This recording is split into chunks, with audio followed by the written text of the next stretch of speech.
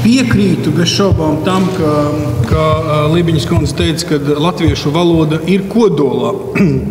Bet es gribētu tad retoriski jautāt, nevis novirzīties no jautājuma, bet jautāt, kā kodols? Jo šobrīd mēs runājam par satversmes kodolu. Manuprāt, ja mēs runājam par demokrātiskas valsts kodolu, tad mēs runājam par satversmes 1. pantu bez šaubām, un mēs esam demokrātiska republika, mums šīs demokrātijas princips ir jāievēro, un tad var piekrist Krivcovas kundzei, ka tas ir faktiski politisks jautājums un vairāk tehniski nokārtojams.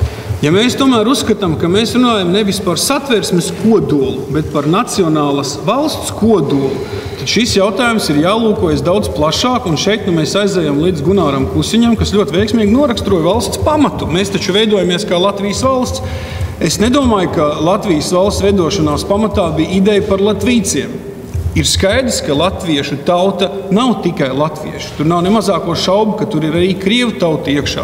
Bet šeit, tomēr, es domāju, ja runājot par šīm vērtībām, ir jārunā par nacionālas valsts vērtībām.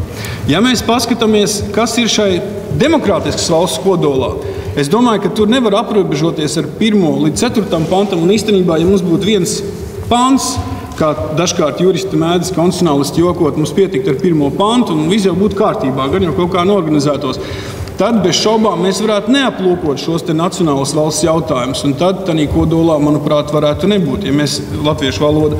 Bet ja mēs runājam par nacionālas valsts kodolu, tad, manuprāt, šeit ir bez šaubām šo te jautājumu nevar atraut skatīt no pašas valsts pastāvēšanas pamatiem. Ja mēs ieskatāmies un uzlūkojam šo jautājumu, vai referendums ir labi vai slikti, manuprāt, tas masals vienreiz ir jāizslimo, un šim referendumam bez šaubām ir jānotiek.